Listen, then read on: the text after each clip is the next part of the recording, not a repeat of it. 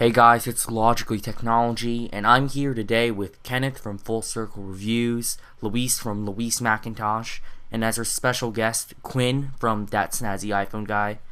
And basically, in this Logicast numero duo, we're going to be talking about a plethora of topics, including Samsung hiring the Cyanogen guy, HP, getting rid of WebOS, and the $100 WebOS HP deal, Google buying Motorola, just all of that crazy stuff that's happened in the world of technology within the last week or so. So basically, let's get in it, and we'll start with Ken telling us his thoughts on what happened with Google and Motorola.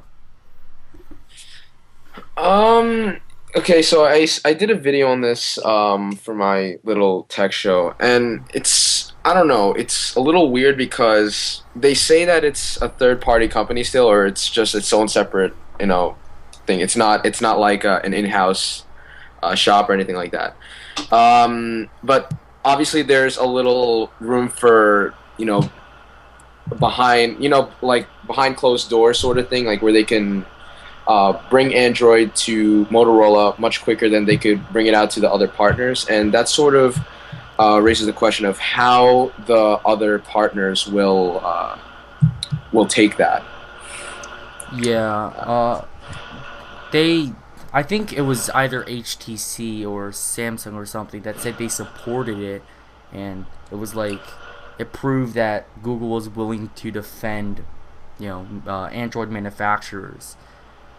So I don't know like what's going on there. Luis, what do you think?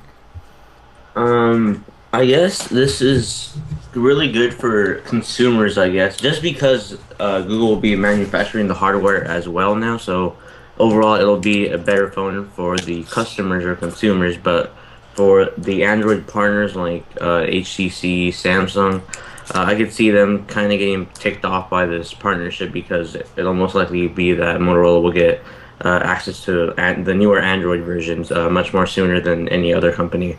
Yeah, and that that would get kind of annoying if the only like flagship devices were Motorola hardware. But Quinn, what do you think about Google purchasing Motorola? All right, well, I have several thoughts, of course. The first one being that a lot of people are wondering why Motorola. They've had been doing pretty well. I mean, the last few years they recovered from what was pretty bad, and a lot of people are arguing, well, there's better companies that Google could have purchased. Why just Motorola? And that's in terms of talking about hardware. And one of the main reasons people are saying, which I kind of agree with, but don't think is the main reason, is Motorola's massive patent portfolio. They have over 10,000 patents, more than any other handset manufacturer, and that's massive for Google in terms of defense. There's been, as Yeah. many, pretty much anyone in the tech industry knows, there's been tons of issues with software and hardware patenting over the last few months, and having the defense for that would really, really help Google, because I think Android is really on the verge of hurting Google. Since it's given away, they're not making money off of it. They make very, very little money off of the Android market. And now they're getting threats from, of course, Oracle, who owns a lot of the source code to Android, which Google used without licensing. And then they're also getting a lot of hate from open source Linux people as well. So they really have to find a way to make revenue off of Android, because if they're not making anything, it's not so bad, but it might get to the point where they actually lose money per Android set sell, which, I mean, when you're sitting on as much money as Google is, it's not hugely detrimental, but then again, it's not beneficial. So I think that's one of the reasons, was they want to be able to kind of back up the patents. But I also think that they want tighter Android integration. We've seen the Nexus launches, and the Nexus phones have historically been some of the best Android devices, and it's because they're not bloated with HTC Sense and TouchWiz, which is completely awful. And there's tons of them out there. And I think that stock Android is getting good enough that Google wants to kind of say, here's the gold standard, here's what we have in mind, and everything should meet up to this. So I think that kind of raises the bar for other manufacturers. The worrisome thing, though, is, again, we heard, oh, we support Google, yada, yada, yada, but I don't really know that that's true. If you guys remember the Zune software way, way, way back in the day, Microsoft did the same thing. They started um, licensing out Zune software to handset makers that would make portable media players, and it didn't really take off. So Microsoft brought manufacturing in-house, and that's the Zunes we all know today. Obviously, that died a few years later. But the problem when Microsoft brought Zune manufacturing in-house was all of the other Zune partners were like, well, what the hell, and they got pissed off and left, because that was something that they used to have the market in, but now that it was so controlled by Microsoft, it was a lot harder. So I think, and I hope not, that Google will go in this direction, but it's very possible, and they might want a little bit more control in the Apple-esque sort of way to kind of bring Apple, or to bring the Android platform together. And one last thing, if I may, sorry I'm taking forever. The set-top box industry is also a part of Motorola Mobility. That's one thing a lot of people aren't aware of. It's not just the handsets that are being bought out. There's Motorola as the company, and then there's Motorola Mobility. And regular Motorola, that's the two-way radio, military stuff that Google's not purchasing. But with Motorola Mobility is the set-top box industry for cable. Ooh, wow. And I think this is really, really interesting, because Motorola is the #1 set-top box manufacturer in America and #2 in the entire world. So that is a huge, huge market. And as all of us know, and the reason, I think one of the most interesting things Steve Jobs has ever said is, the reason that Apple TV, we've always called it a hobby, is because there's no way to bring it to market. There's these set-top boxes that are loaded with the service providers software, and you get them free on contract, and so no one ever wants to spend $100 on something they can essentially get in their cable package.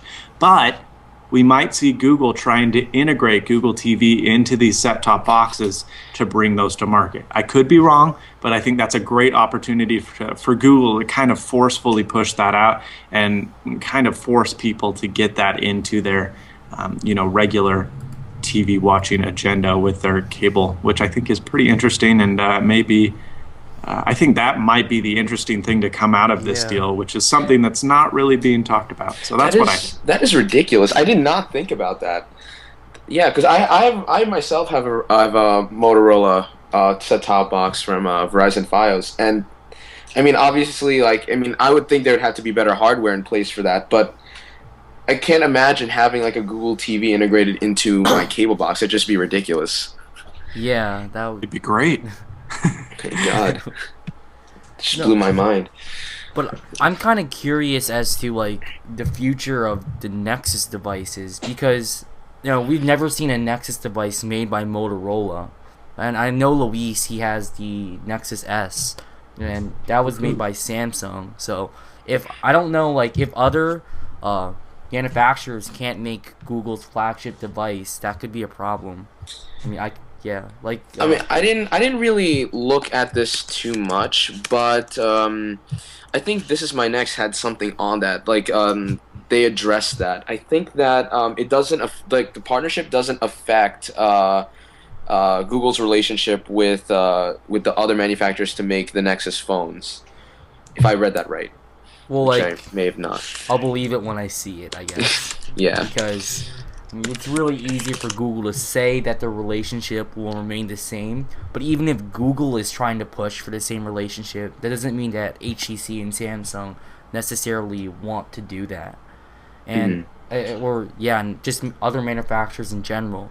And it's not like there aren't other options out there. I mean, I think Windows Phone 7, with all the patent issues that have been going on with Android, I think eventually it's going to get to the point where it'll be cheaper just to get a license for Windows Phone 7 than to actually use Android, which that could be potentially a really big blow to Android as a whole. Yeah, we'll see. One of the things I've never thought about Motorola as being really good at is actually manufacturing hardware.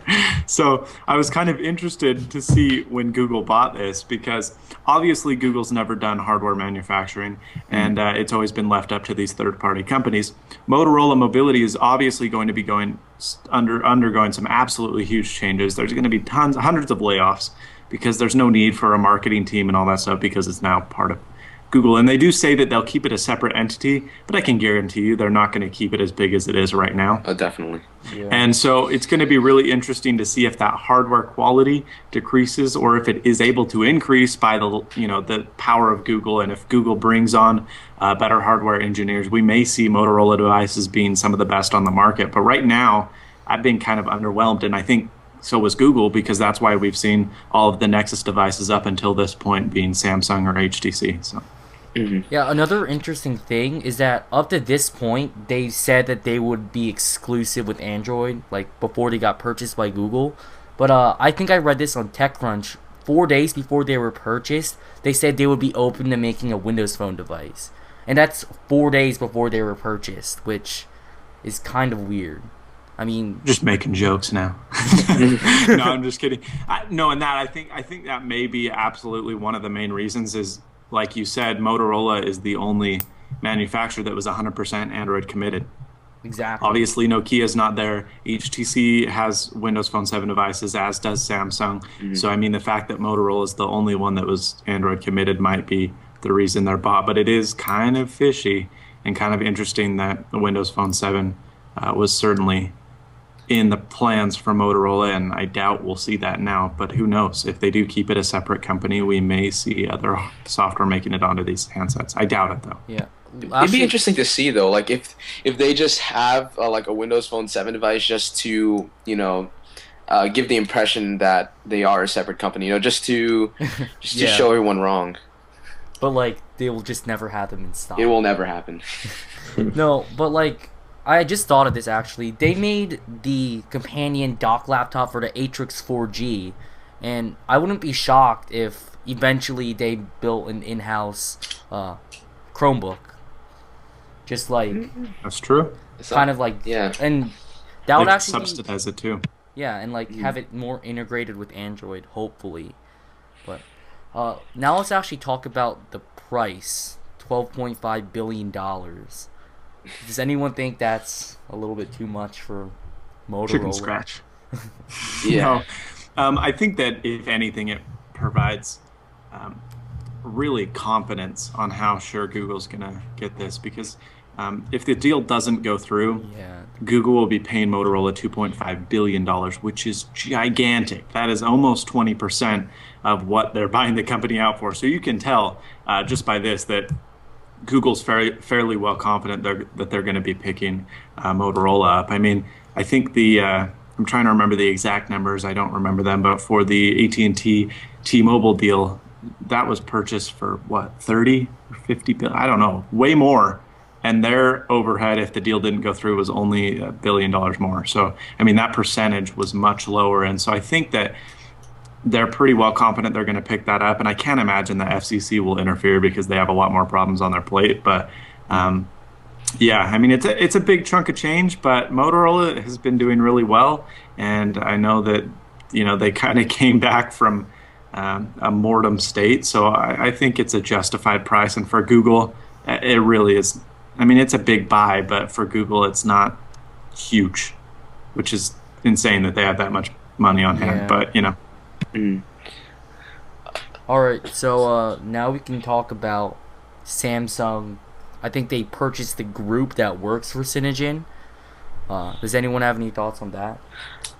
I personally haven't looked into this too much, but I just hope that, whatever they're doing, I hope Samsung doesn't really get in the way of that. But they are a business, so Yeah. I mean, we'll see. Yeah. I'm actually quite excited because I think Synogen is developed almost single-handedly by one guy.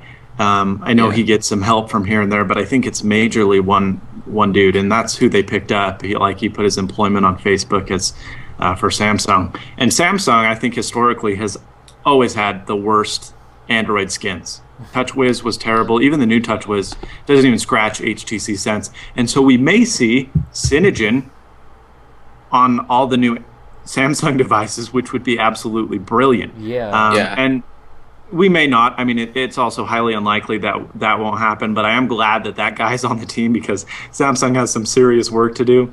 And that guy also said, Synogen will still be a side project. How often we'll get updates remains to be seen. I'm sure they're not going to be nightly anymore, but we'll see. That's good. I thought like Yeah. just the time when it was released was really interesting, or like this news came out because it was like the day that Google announced they purchased Motorola, which me and Ken were talking about this. We kind of thought it was Samsung's response, which would have been pretty interesting. Yeah, just, like because CyanogenMod they bring all of these custom ROMs to these phones, and they give like advanced Android updates to phones that aren't like they don't officially get these updates yet. But it's sort of interesting to see because there's a chance that again Motorola will give. I mean, that Google will give Motorola the early lead here in terms of Android innovation, and CyanogenMod. I mean, they could probably do something to sort of compete with that. Yeah, That makes sense. Luis, do you have any thoughts on this? Yeah, pretty much what Ken said. That was my theory. That since Motorola may be getting their Android versions much more faster than anyone else, Samsung's response may be this, and in order to get their own version much more faster than any of the other partners, they may use this ROM mod to get the newer versions faster. All right, and I think oh, one sorry. last thing, if I may interject. I think one last point would be that they also might be trying to pick it up so that more carriers will be forced to update handsets right now, since all these devices are skinned. It takes a lot of work to get a skinned OS to the next updated version and keeping the same look and the same flow. And so oftentimes we see a device that comes out on Froyo, which is already a version late, and they say there's an update coming, but then it never does, or it's when the new update comes out. And so I think that if they do kind of integrate a more stock-like Android, they could not only get the same experience across multiple handsets, but also have the ability to push updates to handsets with more ease. So that might be something we'll see. I'm still waiting for a gingerbread update on my Optimus One. I don't know where the hell that is. Yeah. All right. Ridiculous. So now let's talk about what I think is the most exciting topic of this podcast, which is Grid 10.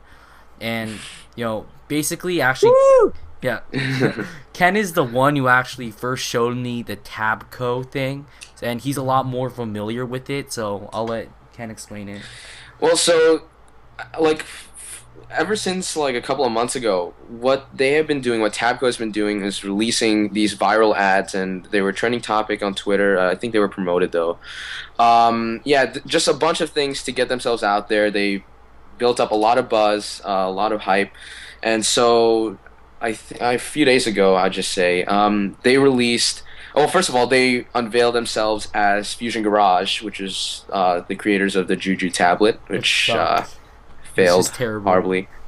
And they showed off this Grid 10 device and their new Grid OS, as well as a Grid 4 phone, which I haven't really looked into that much. But the Grid 10 tablet looks pretty slick, but as I said in my tech show, I don't really have too high hopes for it because of the reputation that it had.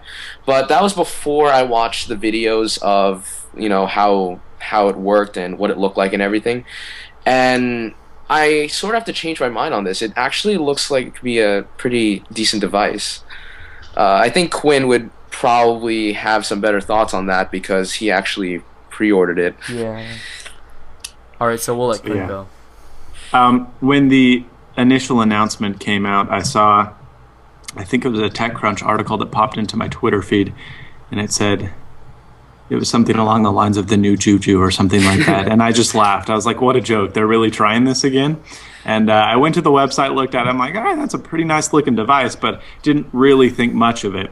A few hours later, I saw an interview with the CEO of Fusion Garage, whose name is Chandra. That's a great name. But anyway, he was talking with Engadget, and he had some pretty interesting thoughts about the new tablet they're going to be releasing. Obviously, it is Android at its core. It's running the Android kernel, which is great because trying to build an OS from the ground up is not only inefficient, but you also run into a lot of bugs, and you don't have the initial app development that Android will have.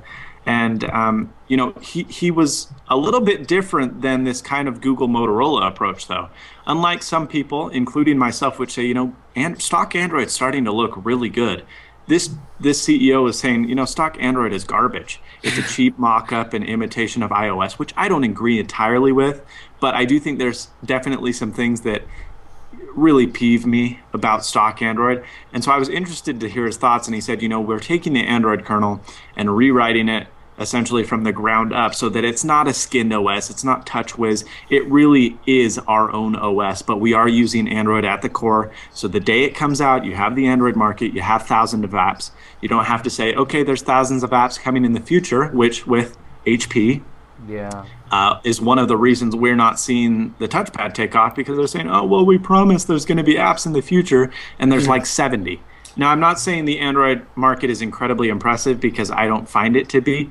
If you really want apps, you should probably go with iOS. But the Android market is obviously significantly better than anything else out there, considering, with the exclusion of iOS. So I think that that's a pretty interesting approach. And still, I read this article and I was like, okay, well, that's some interesting points. And, the guy was humble, relatively. He was saying, we really screwed up with the original Juju. This is not going to be a Juju 2. They're like, we learned from our mistakes. To be fair, we only did have a 14-man team. We pushed it out. We tried to beat the iPad to market, and ultimately it was just a complete failure of a tablet, which it was. And so, they're kind of taking it easy with this. I still was skeptical. Finally got home, went to the Fusion Garage website, watched about 5 minutes worth of OS demos, and then press the pre-order button and charge my credit card for $500 because it's really, really slick. I mean, if you're skeptical as I was, and I don't doubt you for being so, go check it out. It totally is. I mean, you on the surface, you would have no idea it's Android. It looks completely interesting. And I don't think this is going to be the iPad killer. I don't even think it's going to come close, because there are going to be obviously some issues. We're probably going to see some update issues. I mean, I still feel that this is going to be an Android tablet. It's not going to be the end-all, be-all. This is the standard for tablets to come. Also, the OS is a little bit too complicated. It's not bulky. It's pretty fast and lightweight, but it's a little bit more involved than iOS. So I think that that alone will kind of deter people from purchasing it. But it's certainly interesting. I'll let you know how it is on September 15th when I get mine.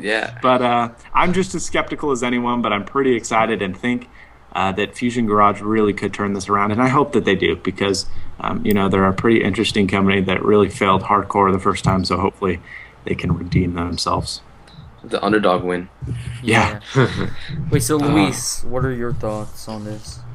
Well, I haven't really looked into it very much. I didn't even know about the first tablet, so I'm not that informed with this whole bit of news. Yeah. What about the phone? Yeah, the Grid 4. The Grid 4. That looks nice too. I kind of want both. I was a little bit underwhelmed by the Grid 4 specs. Yeah, it only has a 1 gigahertz Snapdragon, which, I mean, is not detrimental. I mean, there's good phones running that processor that you can go to the store and buy right now, but it's certainly not the next generation of Android. Whereas the tablet, the Grid 10, has a 1.2 gigahertz Tegra 2 dual-core processor. It only does have a paltry 512 megabytes of RAM, so we'll see how that turns out. But that's a little bit more highly spec'd than the phone. But Nilay Patel on Twitter 15 minutes ago said, we just played with the Grid 4 and the Grid 10, and I'm highly impressed. The Grid 4 looks like it's going to be a serious contender to the phones on the market. And not to be a Nilay fan, but I'm a Nilay fan. Nilay's an awesome guy, though. He's hilarious. Oh, he's a brilliant dude. He's funny. He's a lawyer. Like, he takes all the complicated things about law and technology and simplifies them. Yeah. So. Exactly. Anyway. Oh, wow. Wait, so, yeah, I mean, like, the only problem that I actually had with the Grid 4 was that its specs were just last generation, and it's unreleased, which was the fact that there is no release date for it, right? I mean, I think that's... No, there's not. Yeah. That's sort of the sad part there. I mean, I don't think it's... I don't think it's totally out of the question. I don't think it's not... okay, I don't even know what I'm saying now. I don't think that...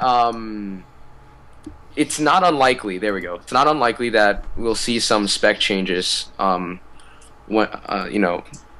now until they actually announce a release date. So I'll keep my hopes up for that. But either way, if he says that it looks great, then I'll take his word for it.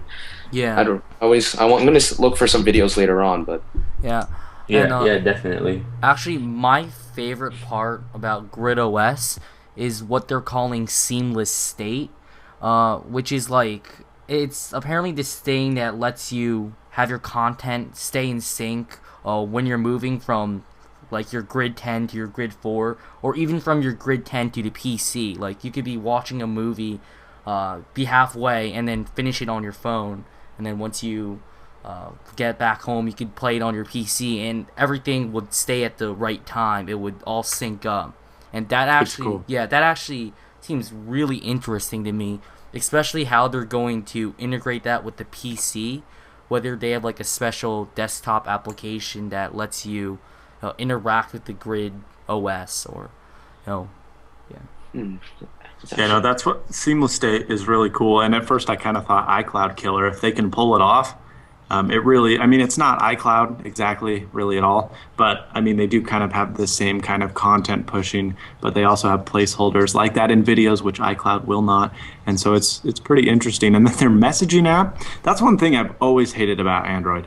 And you know, I'm a huge Android fan, as much as I am an iOS fan, maybe even more so because I like rooting for the underdog, and I'm kind of a Google fan. But Google's messaging apps and email apps have always been horrible on stock. And even in the market, there's like K9 Mail and a couple others, but neither of those are really all that great either. And this Grid OS messaging client looks slick, and that email, looks smooth as butter. So if they can pull it off and it's fast and snappy like iOS Mail is, I think they have something. So we'll see, though. I mean, no one can really know until it comes out. But Yeah, I looked at the emails. Oh, sorry, but like I just picked up a Nexus S for, like, I traded a very outdated laptop for it, and like the first thing I noticed is that Gmail sucks. I really hate it compared to my iPhone's mail client. Like, I just really hate it. yeah, it's bad, and the Gmail client is the best mail client on Android. If you have any other email than Gmail, like I try to use MobileMe, get real on Android, it's a joke. So hopefully we can see some improvements, but yeah, we'll see. like Grid OS, it really, like, it has a lot of innovative features. And another thing that I just want to bring up is the wheel. I really don't understand like what it's primarily going to be for, but from what I can tell, it's going to replace the menu button, and it actually looks pretty legit. Like, it's just a lot more seamless than, you know, tapping the menu button and, you know, going to options or whatever. I just think it's better. I think so too. It's pretty well integrated. The two problems they have, in my point of view, is getting it to market, getting it in the hands of people. I mean, they're not going to be at Best Buy day one. Yeah. Like, every other Android tablet can be, because they're from Samsung or HTC or the like. And, even big manufacturers like HTC, they kind of flopped with the Flyer. I mean, you can still get the Flyer, but it's not readily available. And I thought that was a pretty good tablet to, begin with. And so if Fusion Garage really can't get it into the hands of the people, it doesn't matter how good the OS is, it won't take off. And that's one of the reasons I think a 3G model is a really good idea, is because if they could subsidize it, or maybe even not subsidize it, just get it onto a US carrier, that would be huge. And then the other problem is, again, this is totally reskinned Android. Right now it's running Gingerbread, which is already kind of on its way out. We have Ice Cream Sandwich coming here in the future. And once Ice Cream Sandwich is there, if it takes 8 months to get the software over to Ice Cream Sandwich, it's going to be a big problem. Because you start losing app support and all this other stuff. And, that's the biggest problem, and always has been, with devices, because they don't get updated, because they can't do this whole reskinning without, they can't push it day one like you can if you're running stock Android. So those are the two biggest issues I see. And then again, the hardware a little bit underwhelming, and Android still seems to become more and more power hungry, unlike it probably should be, and getting a little bit lighter on the foot, but we'll see.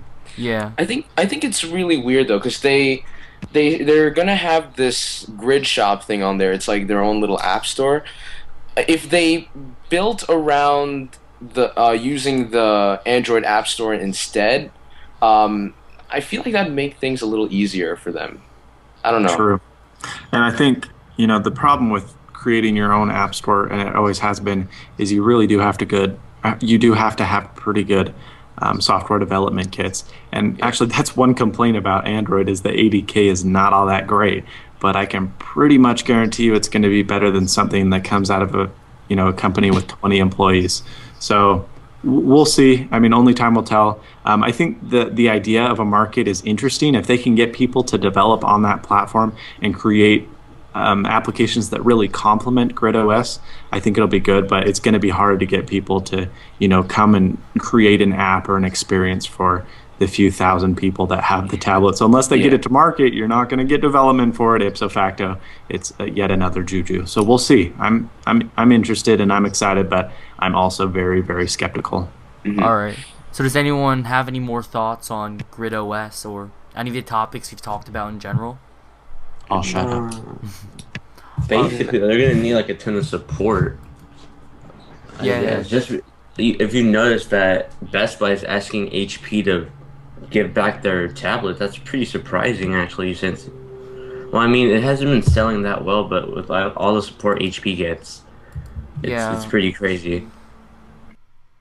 Alright guys, so for this part of the podcast, unfortunately Ken, Luis, and Quinn were not able to join me, mostly because as I'm doing this, it's like 4 a.m. maybe, so no really big shockers that they're not, here in the Skype call right now. But right before I was going to upload this podcast, HP announced that they were going to, discontinue WebOS and, reevaluate what they would focus on and, move towards the enterprise and spin off their PC business and all of that crazy stuff. And I just decided, why not add this to the podcast? So I'm basically going to give you my thoughts on, all this HP Palm stuff. So first things first, I think they're incredibly stupid to, just kind of kill off WebOS, because they were willing to invest $1.2 billion up front. And yeah, it's kind of apparent that WebOS is not making, as much money as iOS or as much money as Android is making for hardware manufacturers. But that doesn't mean that HP, just has to give up because, they're getting 2 quarters of losses. I mean, right now HP is doing completely fine. They're the #1 PC manufacturer. They're doing fairly well in the enterprise, and the TouchPad is really what they have to keep for the future to fight off, or not fight off, but rather join in the post-PC era. And kind of by getting rid of WebOS, they're also confirming that they no longer want their PC unit of HP, which they kind of said they didn't want it, but they weren't sure if they were going to keep it or not. But I really can't conceive of HP keeping the PC unit without also keeping WebOS. It just doesn't make sense to keep something that is going to die out, really quickly with post-PC devices and not have any plan whatsoever for that. So I kind of think that WebOS and the PC unit of HP would be kind of linked or bound together, which unfortunately that means that the PC unit will also be spun off. But even if that does happen, we still know that HP PCs or whatever they're going to be called, they'll still be made. That's not the case for these WebOS devices. From what I can tell, it looks like that HP would be more interested in licensing WebOS to other third-party manufacturers. And see, here are the problems that I have with this. One, if HP, the largest PC manufacturer, couldn't get a decent, stab at the tablet market share, smartphone market share with WebOS, then, I don't think that these smaller companies like HTC and these smaller companies like, trying to just pull one out of the top of my head, Lenovo, they're not going to think that they'll be able to penetrate this market, and they'd rather just stick with Android, which already has a solid user base. It already has a decent amount of apps. People know what Android is. Then venture out and invest some of their own money, which is precious for everyone, but invest some of their own money into an unproved operating system. Along with that, if HP does decide to keep their PC business industry, whatever, they're going to have problems because as they license WebOS, they might come to the point where they're actually licensing WebOS to their competitors. So right now, let's take a look at the three major smartphone manufacturers for Android, for Windows Phone, that would be even remotely interested in selling, or not remotely interested, but remotely capable of selling WebOS devices. And in my opinion, that's just Dell, let me think, HTC, Samsung, and there was a fourth one. I don't think Lenovo would be considered very hardcore because, they haven't really had a hit yet. Oh, and also Motorola.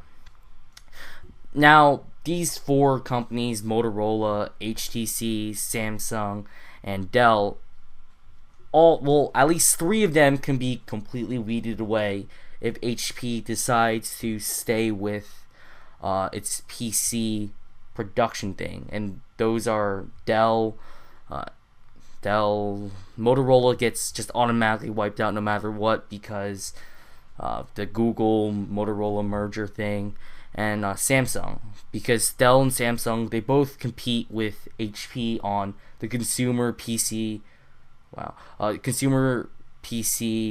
market. Now, if HP were to spin off their PC market, it still would have to, there would still be some kind of tension between HP and Dell because both of them compete against each other at the enterprise level. So I don't think they would license it to Dell. So best case scenario, there are two companies that are able to manufacture WebOS devices, and that's Samsung and also HTC. Now, both of these companies already manufacture phones for Android and also for Windows Phone 7. But as an added bonus, both of these manufacturers also sell dummy phones, right? Or not dummy phones, but feature phones. HTC has its Java, HTC Smart phone type of deals, and Samsung just sells smartphones like crazy. Like, I wouldn't even be able to name half of the Samsung feature phones. And then also Samsung has its own Bada OS, which if you listen to the last podcast, it actually outsold Windows Phone 7 last quarter. So Samsung has its own OS thing going on, which means, effectively Samsung is manufacturing phones for 4 different operating systems, right? Its own OS, Bada OS, Windows Phone 7, Android, and whatever OS you want to call feature phones, or whatever OS feature phones run. And HTC is manufacturing for 3 other OSs. So just think about this logically, right? If this company, HP, when it went full scale on WebOS, put all of its mobile resources into WebOS hardware, WebOS itself, just everything WebOS, right? And this is the largest PC manufacturer with deals with Best Buy, deals with, the Radio Shack. It just has all this power, right? If it couldn't even get WebOS to sell, even HP could not get the TouchPad, the Pre 2. I don't think they ever ended up releasing the Pre 3 in the US. The Veer. If they couldn't even get their WebOS devices to sell in the US, or worldwide rather, and they were putting their full force into it, then why does HP expect HTC or Samsung when they're putting a quarter or a third at best of their resources towards WebOS, right? That's being extremely lenient considering that HTC has a completely profitable business in Android and Windows Phone 7 alone. So they wouldn't have to devote that much of their resources. It would just be kind of a side project, right? If they happen to decide to do it. And same thing for Samsung. I mean, if anything, I don't think Samsung would even, take the offer seriously because they have enough on their plate at the moment. I mean, maybe Samsung or HTC might consider buying WebOS, but even at that point, it would be kind of ridiculous just considering that they've already seen WebOS fail 2 times, once with Palm and once with HP.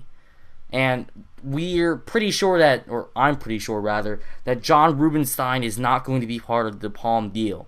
And in my opinion, he was just the person with the vision. He was one of the only people who were public about the fact that they understood what WebOS was and what WebOS needed, and that it was sufficient hardware. And WebOS never got sufficient hardware. I actually really thought that the Pre 3 would, just be the phone for WebOS, but it was just too little too late. With, I think it has a 1 point something gigahertz processor, single core with like 512 megabytes of RAM, and those are last gen specs. Like, just like I talked about with the Grid 4 or whatever, they're launching a device with last gen specs in the new generation. And same thing with the touchpad. And people are like, oh, 1.2 gigahertz dual core processor, a gigabyte of RAM. The 1.2 gigahertz processor is based off of the ARM A8 architecture, not the A9 architecture, which is what everyone else uses, like Apple, Samsung, Motorola, etc. So that, essentially that just means that it's a lot slower, and the hardware just really isn't comparable to these A9 dual core processors. So the clock speed for the touchpad is faster than the iPad, but it's slower. It's kind of like comparing Sandy Bridge to the old Core i5s and Core i7 processors. So anyway, that's basically all my thoughts on HP and Palm. But another really interesting thing did come out of this, and that's HP decided to sell touchpads for the low price of $99. Now, I do know that everyone that was previously in the podcast when we talked about the other topics, which is Ken, Luis, Quinn, all of them, including myself, got the touchpad for the $100 price point. And, that is just, I guess, kind of symbolic of how well the HP touchpad has sold at this price point. And, don't be shocked, because $99 for anything, let alone, or any computer, let alone like a tablet, is a great deal. I don't think my last sentence made sense, but $99 for this tablet, the HP touchpad, is a great deal. All right, you can say, oh, it's not going to be supported, but even if you end up just using the browser, right, $99, it's definitely worth just a couch browsing device. And you can install freeware on it. You can, or Cynogen actually was talking about getting Android to run on the touchpad. And once they get Android to run on the touchpad, it's just going to become the perfect device for me. And I've actually been using it for the past 24 hours, and you can expect my kind of review. It's not going to be a full in-depth review, but it's just basically going to be my thoughts on the HP touchpad. You can expect that next week. But yeah, right now, I'm a really big fan of it. If they were able to sell it for $330, it would have sold like crazy. And actually, if they sold it at $330, the only money they would be losing would be at R&D. And, how much R&D did they actually put into WebOS 3.0? I mean, from what I can see, the changes are just very minuscule to the end user, except this new, framework that I'm not even going to attempt to pronounce. But yeah, it's definitely worth the $100 price point if you can get it. that would be great. If they had sold it at the $330 price point since the beginning, where they would just be breaking even, they probably would not be shutting down the WebOS doors. But yeah, anyway, this wraps up our podcast, I guess, or Logicast. Be sure to check us out on iTunes, bit.ly/Logicast video, or you can just check out the link in the description. Be sure to check out all these guys' YouTube channels: Full Circle Reviews, Luis McIntosh, That Snazzy iPhone Guy. Once again, links are in the description. And don't forget to tweet this video out. 5 random people that use the click to tweet video or link below will get shouted out. So if you want, we'll do that.